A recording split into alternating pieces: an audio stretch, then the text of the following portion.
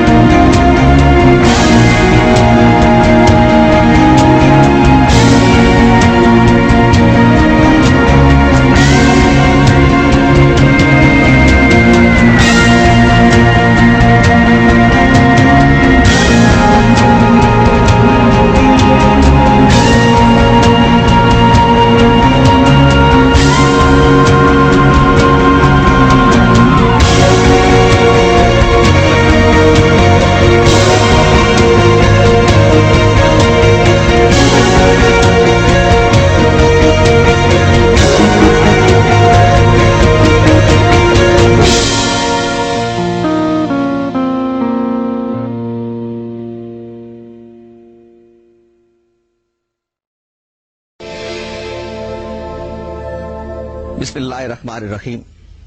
علی بخش علامہ اقبال کے خادم خاص تھے. وہ روایت کرتے ہیں کہ ایک مرتبہ اقبال نے رات دیر کو ان کو اپنے کمرے میں بلایا. وہ جب اقبال کے ہاں گئے تو انہوں نے دیکھا کہ ایک بہت نورانی چہرے والے بزرگ صوفے پہ بیٹھے ہیں اور اقبال نیچے غالیچے پہ بیٹھے ان کی ٹانگیں داب رہے ہیں. وہ مہمان وہ کہتے ہیں کہ پہلے انہوں نے کبھی نہیں دیکھا تھا. اقبال نے علی بخش سے کہا کہ جاؤ بازار سے 3 گلاس میٹھی لسی لے کر آؤ. علی بخش کہتے ہیں کہ مجھے حیرت ہوئی کہ اس رات کے کون سا بازار کھلا ہوگا اور کہاں سے لسی ملے گی، لیکن اقبال کے کہنے پہ میں چلا گیا. میں جب باہر نکلا تو سڑک پہ میں نے دیکھا کہ ایک بزرگ ہیں جنہوں نے دودھ دہی کی دکان کھولی ہوئی ہے اور وہ لسی بنا رہے ہیں. وہ ان کے پاس چلے گئے، ان سے 3 گلاس لسی انہوں نے لی، انہوں نے برتن میں ڈال کے ان کو دی. علی بخش نے جب پیسے دینے کی کوشش کی تو انہوں نے کہا کہ نہیں تم رہنے دو، اقبال سے ہمارا حساب چلتا ہے. وہ لسی لے کے واپس آئے اور اقبال کے کمرے میں پہنچے تو اقبال نے 1 گلاس بھرا اور اپنے مہمان کو دیا، دوسرا بھرا اور مہمان کو دیا، تیسرا بھرا تو انہوں نے کہا کہ آپ خود بھی پیئے. مہمان نے اقبال سے کہا کہ آپ بھی پیئے. علی بخش کہتے ہیں مجھے اقبال نے کہا کہ اب آپ جاؤ اور سو جاؤ.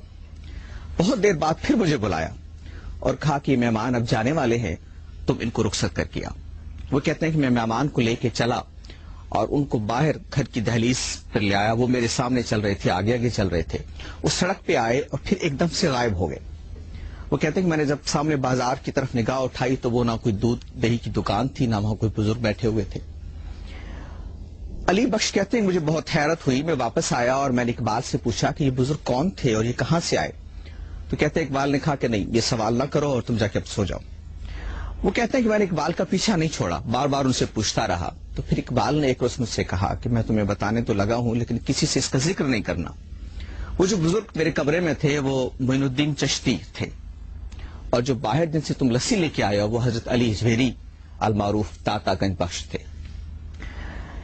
اس بات کو مرزا محمد منور صاحب نے روایت کیا، اور ڈاکٹر جاوید اقبال نے بھی لکھا ہے کہ علی بخش نے ان کو بھی یہ بات سنائی تھی۔ ہمارے لیے یا ایک عام آدمی جب اس طرح کے واقعات پہ سوچتا ہے تو اس کو حیرت ہوتی ہے۔ اگر زمانی فرق کا لحاظ رکھا جائے تو حضرت علی اجویری اور اقبال کے درمیان کم و بیش 850 سال کا فرق ہے۔ یہ غالباً 1919 کا واقعہ بیان کیا جاتا ہے۔